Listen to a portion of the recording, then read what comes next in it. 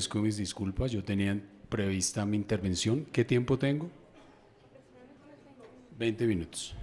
A las 11. Llego tarde porque nos toca dividirnos. Estábamos pues en viajes de los diálogos regionales vinculantes y ahí vamos pues por instrucción expresa del presidente también los directivos. Ahí poco a poco nos vamos dividiendo, entonces ya había previsto, le había avisado al equipo que me excusaron 20 minutos mientras lográbamos coordinar todo el transporte y llegar, pero bueno, ya estamos acá.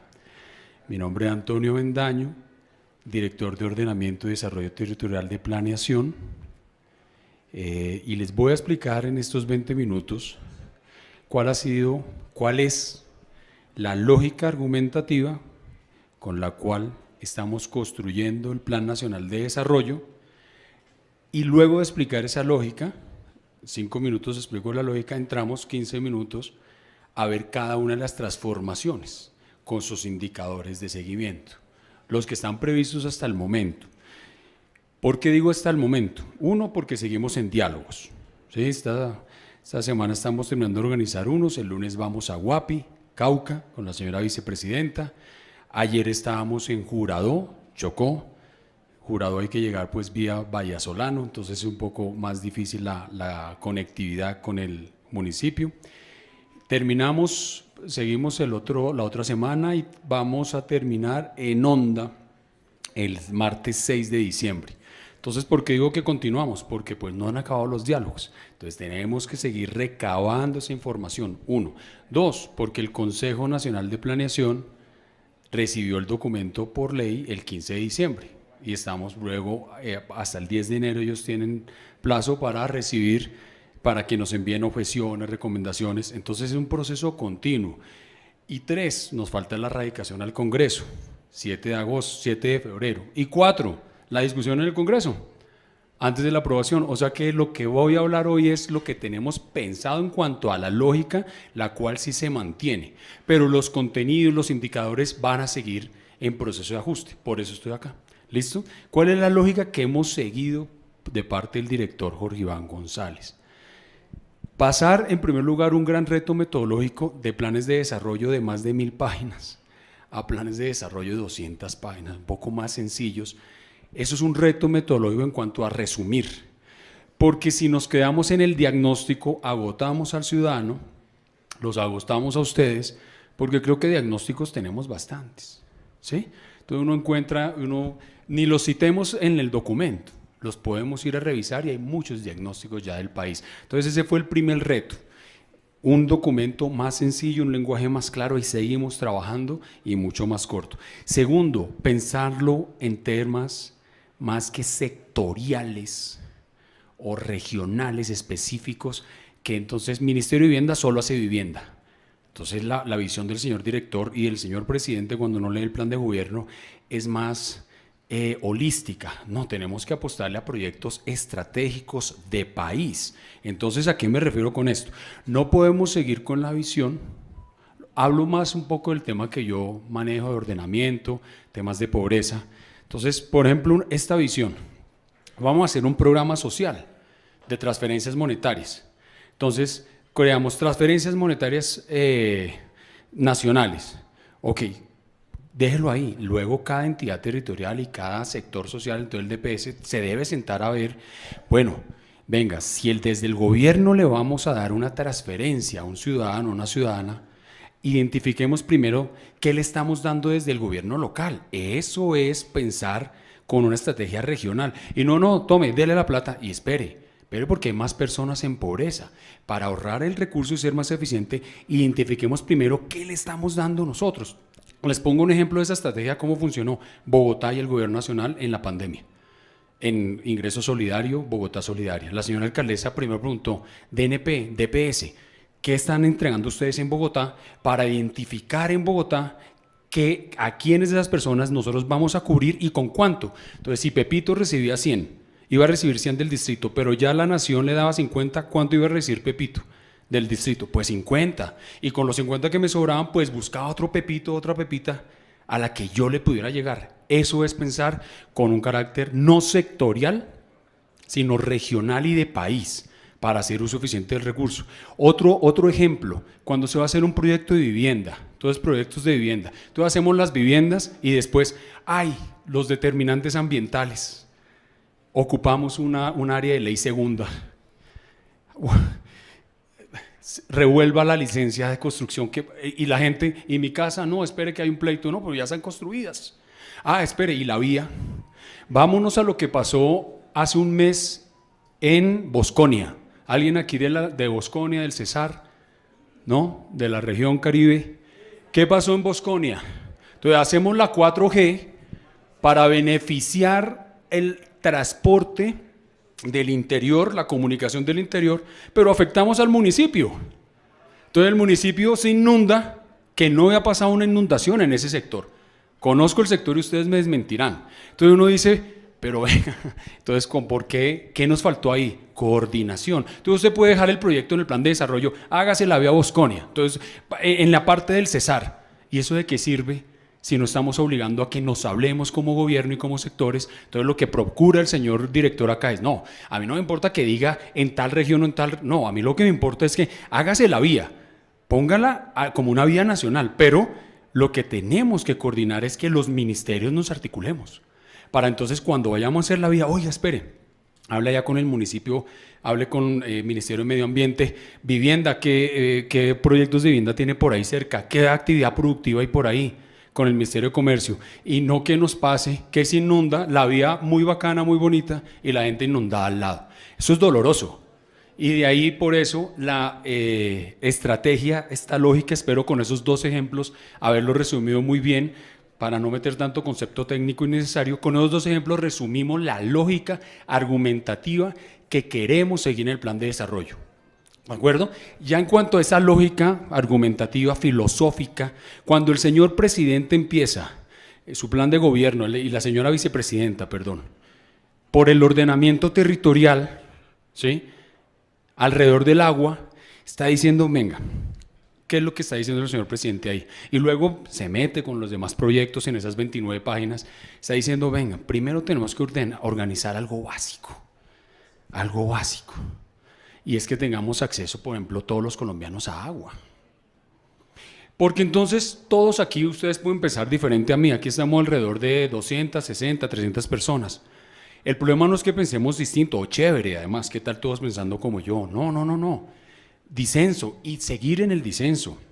El problema es que usted llega al disenso de una forma diferente si ha comido y tiene agua. ¿Sí? Entonces, porque a mí me preguntan, ayer estaba en Santa Marta precisamente, ¿cómo coordinar los disensos de diferentes sectores que tienen su interés? Yo quiero hacer mis viviendas del Ministerio de Vivienda, y yo mi vía, y yo quiero hacer mi acueducto, pero y yo quiero, y uno sí, pero todo tiene que ir coordinado para que no nos pase lo de Bosconia, por ejemplo. Entonces, cuando el señor presidente dice ordenamiento alrededor del agua, con las comunidades, con los conocimientos ancestrales, conociendo lo que dicen nuestros indígenas, nuestras poblaciones negras, afrodescendientes, lo que conocen la comunidad indígena Kogi, Arhuaca en la sierra, de manejo del recurso hídrico, para que todos tengamos agua. Y luego, si nos sentamos, uno piensa distinto en el disenso cuando tiene agua, créanme. Entonces él lo que está diciendo es, solucionemos eso básico para que no pase esto, para que no pase que Antonio Bendaño llegue entonces a La Guajira y llegue, vengan, vamos a promover un emprendimiento de helados. Entonces la gente dice, pero venga, si la luz se va acá, si la luz se me va a cada rato y el agua también, pues lo que vas a hacer con el emprendimiento es terminar endeudándome, porque pues no voy a poder vender los helados. Entonces yo creo que a lo que va el señor presidente es, lleguemos a un acuerdo social, de Estado Social de Derecho integral, donde si garantizamos esos básicos, las discusiones son diferentes y los proyectos sí se vuelven, uno le crea un proyecto regional cuando tiene agua, créanme, y energía, porque entonces uno dice, ya no me preocupo tanto que la vía pase exactamente por mi pueblo, porque ya tengo una lectura estratégica de que no, mire, la vía no puede pasar exactamente por ahí porque hay un tema de reserva natural. Hay un tema que tenemos que cuidar el agua, pero estratégicamente donde va a pasar la vía lo va a beneficiar. Pero el ciudadano piensa distinto cuando dice, sí, pero yo tengo ya mis servicios públicos básicos garantizados por la acción del Estado y la acción estratégica del Estado. Entonces, para que no llegue Antonio allá y llegue a hablar de emprendimientos y la gente entonces levante la mano a un ciudadano y me diga, pero Antonio, primero arreglemos lo del agua Y también andenes, Antonio, ¿no? Andenes para que uno camine. Nuestros andenes, yo insisto mucho en el tema de andenes desde el ordenamiento, porque en el espacio público nos unimos todos, pobres y ricos, independientemente del ingreso. Y algo de lo que adolecemos en nuestro ordenamiento territorial es que lo hacemos tan estratégico que no bajamos aquello más básico que necesita un municipio, que la gente salga y tenga un andén para caminar. ¿Por qué siempre hacemos los manuales de andenes o definimos los andenes y no tenemos en cuenta, por ejemplo, que hay municipios donde la mula, todos saben que es la mula, el cruce del caballo y del burro, ¿no? La mula tenga acceso, porque uno dice, venga, pero aquí hacemos andenes como si estuviéramos en Bogotá. No, tiene que hacer el andén pensando en la gente y que esa gente se moviliza en mulas, por ejemplo. Entonces póngale abrevaderos en las plazas de mercado. Eso es ordenamiento territorial. Quiero decirle a la gente, tenga en cuenta la condición, el contexto urbano y el contexto municipal para que esa acupuntura municipal y rural que tenemos que hacer, que es la más básica, cuando usted tiene eso básico y ya empiezo a entrar con las 5 transformaciones, entonces uno dice, ya está ordenada la casa, piensen en su casa, con este ejemplo. Entonces en la casa uno está con su pareja, entonces venga, ¿dónde va el lavadero? ¿Dónde va la ropa? ¿Dónde nos organizamos los horarios? Y después si uno tiene un problema se sienta en la mesa y lo discute más tranquilo, porque ya tiene ordenado el territorio. ¿Y cómo se ejerce el poder en el territorio? ¿Qué día tengo poder yo? ¿Qué día tiene poder mi señora? Los hijos, ¿cómo nos distribuimos las tareas del territorio? De ese pequeño territorio. Pero no entonces exigir, hijo, me tienes que llegar con un proyecto estratégico. Pero hombre, papá, primero arreglemoslo, cómo nos vamos a bañar y cómo nos arreglemos, ¿listo? Entonces esa es la visión filosófica muy aterrizada en lenguaje muy mío, ¿no? El responsable de esto soy yo. Y con eso, con esa idea estratégica, entonces dijimos, bueno, ¿cómo logramos consolidar esos básicos que necesita el Estado, los ciudadanos en Colombia y ciudadanas, ¿no? Con un enfoque obviamente teniendo en cuenta poblacional, todas las regiones, pero que lo curamos desde un punto de vista que tengamos unos instrumentos desde el Plan Nacional de Desarrollo orientados a cumplir estas necesidades básicas. Entonces pensamos en 5 grandes transformaciones, ¿sí? La primera, entonces entro ahí ya adelante. Ya la vemos acá y hablamos de frontera agrícola. Tranquila, no se preocupen. ¿Dónde está? No, yo no lo tengo. Tranquilo, no se preocupen que… Calma. Listo. Sigue la siguiente, que esto fue lo que ya hablé. Primera transformación, ordenamiento territorial alrededor del agua. ¿Sí? Entonces, ¿por qué es la primera? Y aquí vuelvo un poco a lo anterior. ¿Por qué se puso esa como la primera? Para ordenar el territorio, ordenar la casa un poquito. Gracias, mi hermano, muy amable. Y la lógica de cada transformación es, usted tiene una transformación, ya expliqué la lógica filosófica, ahora la lógica práctica, ¿cómo las va a escribir? Entonces póngame la transformación y me dice cuáles son los catalizadores.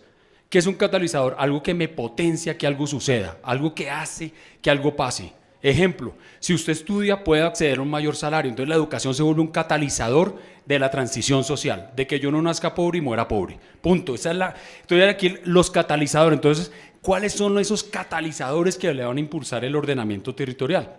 Entonces alrededor de las 5 transformaciones que voy a pasar en estos 15 minutos, tenemos esos catalizadores y además cada catalizador tiene su componente. ¿Qué compone ese catalizador? Entonces si yo digo, siguiente por favor, ya aquí tengo. Listo. Yo no voy aquí con el contenido porque el contenido está en el Plan Nacional de Desarrollo, sino con los indicadores que hemos propuesto y aquí hablamos que el señor me hizo el llamado de atención por lo de frontera agraria, aquí va a ir incluido. Entonces, usted tiene unos catalizadores y tiene que buscarle entonces, bueno, y ese catalizador, esa gran transformación, ¿qué la va a impulsar? Entonces, yo soy responsable de esa redacción en la parte de ordenamiento, obviamente, si hay otro hito metodológico. El señor director Jorge Iván González escribe el Plan Nacional de Desarrollo. Y eso es muy importante, porque es la cabeza de la entidad, la que está escribiendo, lo obvio, para eso estamos nosotros, ¿no? Para ayudarle, para escribir, para los diálogos regionales, recibir las ideas, estar en estos eventos, pero quien mete la mano final y me dice, aquí en mi caso, Antonio, esto no va aquí, esto acá, corrijo, es él.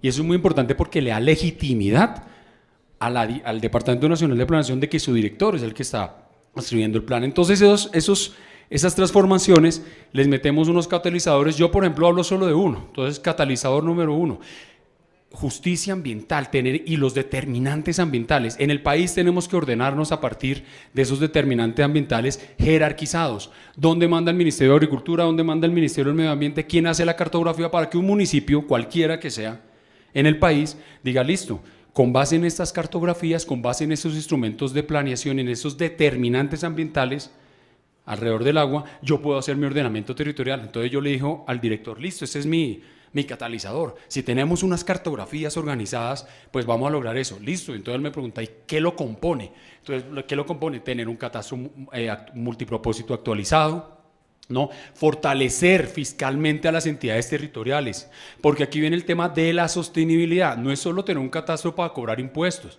sino un catastro para también saber titular la propiedad de la tierra y saber de quién es esto y qué no es, y saber qué se puede hacer en ese predio y qué no se puede hacer en ese predio, que es uno de los grandes problemas que enfrentamos a la hora de hacer infraestructura pública o privada en Colombia. Se hace la infraestructura y después, oigan, no, el dueño no era él, o ¿cómo así? Entonces, ¿dónde está la titulación? Y ahí trabajamos estratégicamente con Ministerio de Agricultura, Agencia Nacional de Tierras, Agencia de Restitución del Territorio, en fin, con todo el organigrama del Estado asociado con el tema de titulación. Entonces, ese es el esquema que seguimos, no solo para la transformación de ordenamiento territorial, sino para todas. Transformación, catalizadores y componentes. Y de los componentes tenemos que aterrizarlos en indicadores. ¿Cómo nos van a hacer seguimiento?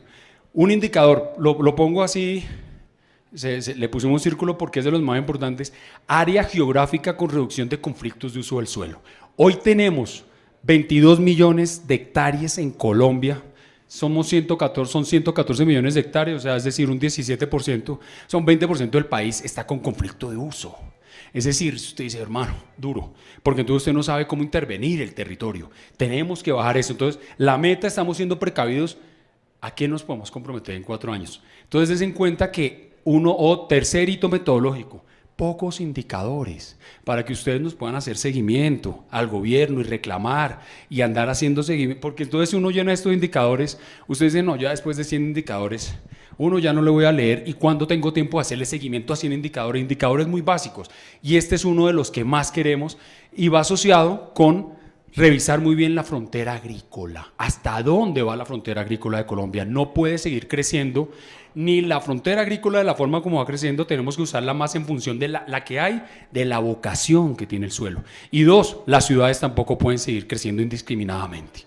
Aquí hay que potenciar también el crecimiento de ciudades intermedias, de municipios, donde se puede localizar mejor la población. No puede seguir las grandes ciudades, entonces van abarcándose, y entonces una preocupación personal en ordenamiento. Al paso que vamos, entonces yo me preocupo. Uno ve Bogotá y solo ve la conexión Bogotá, occidente y norte. No es decir, al punto que vamos a terminar unidos con el puente Boyacá y con Fusa. Entonces uno empieza a pensar, Valledupar, si alguien aquí es de Valledupar, ¿no? Entonces, ojo, porque entonces no sé, Valledupar está creciendo hacia el lado del aeropuerto y hacia el norte, hacia el Cerro La Popa. Entonces uno dice, oiga, ojo que entonces va a terminar conectado con la sierra. Eso es lo que hay que controlar. Y obviamente tener en cuenta el sector privado para ver cómo nos organizamos con el mercado inmobiliario. Pero siempre como determinante el agua. Y esto sucede en Cali, sucede área metropolitana de Medellín. Pereira, miremos los vectores de crecimiento de Pereira. Si seguimos así, Pereira termina unido con Cartago.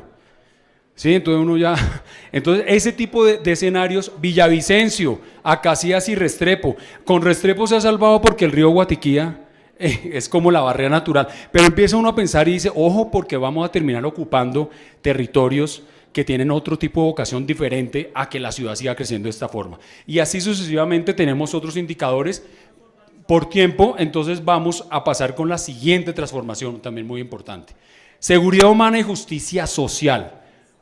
Entonces, aquí es donde recogemos todas las necesidades de, básicamente, superar pobreza. Pobreza, ayer en Santa Marta, en La Guajira, en Guapi, en Pasto, en donde hemos estado, y muchos de ustedes de pronto también tienen esa situación. La gente a veces me dice, miren, la pobreza, uno puede tener pobreza monetaria, en plata, Pero hay una doble victimización de la pobreza, que es cuando yo no tengo un andén para llevar a mi papá viejito al centro de salud. Entonces, aparte de pobre, fregado. Porque entonces soy pobre y además me toca pagar un mayor costo de transporte para llevarlo. ¿Dónde está transporte público en muchas de nuestras ciudades intermedias con municipios cercanos? Entonces, aparte de pobre, me toca pagar un taxi o mototaxi. ¿Sí? Porque entonces no hay una conectividad del territorio. No estamos hablando de tener hospitales nivel 4 en todos los municipios. No se puede, es costoso y no es eficiente. Es que donde esté la gente pueda llegar. Pero ¿cómo puede llegar? Tenemos que crear la red de vías terciarias. O sea, porque entonces la gente dice, yo puedo estar sin plata, pero si tengo agua y si tengo un andén, me siento dignificado. Como dice la señora vicepresidenta, hasta que la dignidad se vuelva costumbre. Y ayer, precisamente en el Magdalena, cuando entramos al plan de desarrollo hace unos días, un guajiro me dijo, oiga, va a llegar el agua. Un guajiro de 48 años. Entonces, claro, yo muy bien, acá en Bogotá siempre uno abre la llave y tiene agua. Yo decía, a los 48 años, esta persona me dice, oiga, va a llegar el agua, que va a llegar el agua. Y yo decía, en cambio uno aquí anda, va a llegar el iPad, va a llegar no sé qué. En cambio, yo lo más básico. Entonces, ¿cómo voy a tener yo una discusión en el territorio si a él no le ha llegado lo más básico? Eso es lo que pretendemos acá, a partir de esa base, de ese sustrato del ordenamiento territorial, ir superando condiciones de pobreza no solo monetaria, sino pobreza de accesibilidad. Usted también es pobre por acceso. ¿Cuántas mujeres que cuidan niños en el mundo rural a veces no necesitan una placa huella en una vereda de menos de 1 kilómetro para que el pelado se pueda ir en bicicleta y no tenga ella que ser la que tenga que llevar al pelado a la escuela? Entonces eso le ahorra ¿qué? Tiempo, y de ahí el Sistema Nacional del Cuidado que tanto está promocionando la señora vicepresidenta, de cómo protegemos a nuestras mujeres con ahorro en tiempo, ¿no? Y eso también afecta a pobreza. ¿Por qué afecta a pobreza? Porque ese tiempo es un tiempo que la mujer lo puede utilizar para descansar. El concepto de vivir sabroso es que usted trabaje y se esfuerce y pueda llegar a la casa y tenga agua. Eso es vivir sabroso. No es holgazanería, como a veces no. Vivir sabroso es que usted se esfuerce, le toque duro, pero llega y tenga agua. O tenga una placa huella para moverse. Acá, nuestro objetivo básico principal, reducir pobreza multidimensional. La pobreza multidimensional se compone de estas 5 grandes condiciones que las he ido resumiendo un poco en el discurso que estoy dando. Condiciones educativas del hogar, analfabetismo básicamente. Condiciones de la niñez y la juventud, trabajo, salud, acceso a servicios públicos domiciliarios y condiciones de la vivienda. Línea base hoy que tenemos 16% en el país. Meta cuatrenio, 4.º hito metodológico. Movernos con rangos. ¿Por qué? El señor director lo ha dicho claro. Cuando uno pone acá 9.5, entonces uno dice, pues tiene la bola de cristal para saber que va a ir a 9.5. Entonces usted sabe cómo se va a comportar el dólar de aquí a 4 años, el precio del petróleo, qué va a pasar con Ucrania, qué va a pasar en Estados Unidos. No lo sabemos, pero sí tenemos escenarios de riesgo, y aquí entonces por eso ponemos escenarios, teniendo en cuenta todas las variables. Entonces, en vez de ponernos a poner 1000 indicadores, que de acuerdo al dólar, que de acuerdo a la tasa de cambio, que de acuerdo al petróleo, ustedes no, damos un escenario de dónde nos debemos mover para bajar la pobreza multidimensional. Eso a nivel país. Obviamente hay regiones donde toca atacar más, porque tiene una pobreza mucho más alta. Nuestro Pacífico y nuestra costa atlántica son las que más adolecen de este fenómeno de pobreza multidimensional, que tienen niveles que doblan o triplican la media de hoy del país, ¿de acuerdo? No sigo con los otros indicadores, pero es la misma lógica argumental lo que ustedes quieren que yo les transmita hoy. Transformación 3, derecho humano a la alimentación. ¿Dónde está el señor que me habló de frontera agrícola? Manolo. Entonces, ahí, señor Manolo, eso no es, si yo hablo de esto, vámonos un poquito atrás, derecho humano a la alimentación. Entonces usted dice, es preparar comida. No. Sí, eso es al final, no. Es que usted sepa, como país, qué suelo tiene, cómo lo debe usar para focalizar o priorizar algunas cadenas agroalimentarias en las que debe producir más y mejor alimentos. Sobre todo, ¿para qué? Bajar inflación de alimentos, que es la que nos... Y de acuerdo, pisos térmicos, claro, obviamente teniendo toda la vocación agrológica de los suelos. ¿De acuerdo? Y la nutrición, por eso es, si ustedes ven, derecho humano a la alimentación es que yo me pueda nutrir. Indicador básico, ¿por qué bajar pobreza monetaria extrema? La monetaria extrema es la que nos mide, nos ayuda a medir el DANE y que nos dice, esta es la plata mínima que una persona necesitaría para no morirse. Hoy en Colombia, si no me equivoco, promedio está la línea de pobreza extrema, casi 200.000 pesos por persona. Hoy en promedio, obviamente es más alta o más, tiene diferencias según las regiones. Entonces uno dice, claro, si la persona no tiene eso, se nos muere de hambre. Entonces la idea es, ¿cómo vamos a capturar esa realidad? Bajando pobreza monetaria, si la vamos a medir, y lo que me está hablando usted, producción agropecuaria de cadenas priorizadas. Cuando yo digo priorizadas es, ¿cuáles son esos alimentos más nutritivos que tenemos que producir? ¿Sí? ¿De acuerdo a qué? Claro, si yo lo produzco al piso térmico y a la vocación agroecológica de los suelos. Transformación 4, nos queda la última. Internacionalización, transformación productiva para la vida y acción climática. ¿Enfocado en qué? Cambiar la matriz energética del país. El señor director lo ha hecho muy claro, es utilizar los recursos de la economía extractiva que existe hoy, con los problemas ambientales que tiene, para empezar la transición, para empezar la transformación. Energía eólica, fotovoltaica, todo lo que está sucediendo en el Cesar, en la zona de la Loma, que están poniendo ya paneles solares, La Guajira con su energía eólica, Huila con energía fotovoltaica también y solar. Entonces, eso es lo que nos va a permitir hacer esa transformación junto con el sector privado de cómo producimos los bienes y servicios ahora en Colombia y afectar ¿qué? Uno, tasa de apertura exportadora, exportar no solo carbón y petróleo, tenemos que cambiar esa matriz, exportar ya bienes que sean producidos y que tengan un contenido de energías renovables y contención de la deforestación, porque eso es lo que más nos pega y nos afecta, cambio climático. Por eso, entonces, la internacional, cuando uno tiene claro qué tipo de país queremos, qué exportaciones queremos privilegiar, le mando un mensaje al territorio. Y si lo que queremos privilegiar es ya no más economías extractivas ni basadas en la deforestación, pues tenemos que medirnos con esto. Esta línea base de deforestación, controlar. También lo tenemos PDEs por definir, para ser sensatos. Uno piensa que en un gobierno progresista pues pongamos 0. Y uno dice, sí, uno puede ser progresista, pero no engañar a la gente. Porque el 0, ojo con el 0, porque moverse con el 0 como compromiso normativo y filosófico, válido.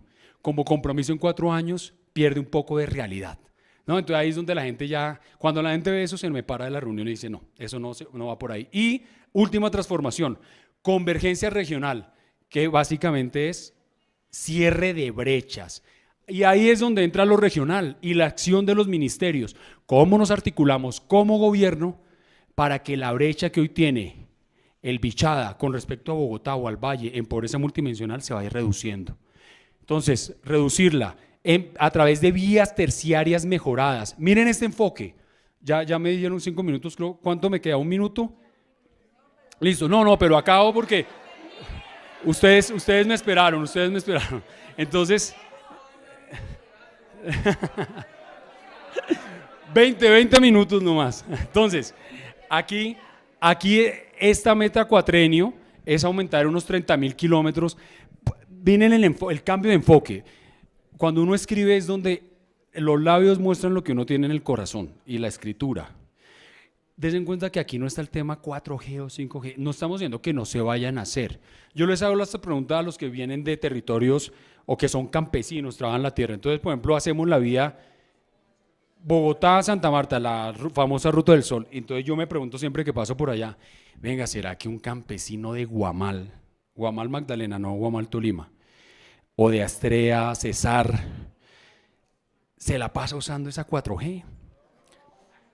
No, la 4G hay que hacerla así para conectar los centros urbanos. Y uno dice, el campesino entonces me diría, no, Antonio, porque pues mi escala de producción, pues yo sacar el camión ahí por la 4G más los peajes, pues me come, o sea. Entonces él diría, yo me tengo que mover por una terciaria, pero entonces si me muevo por una terciaria, vamos allá al Magdalena, lo digo porque lo recuerdo que ayer estuve allá, de Guamal a Pibijay, o de Guamal al Difícil, interna no hay, tiene que salir al burro, coger la 4G, hacer el retorno casi hasta Aguachica y suba. Entonces le dije, no, mejor dejo aquí la producción y no le genera valor agregado.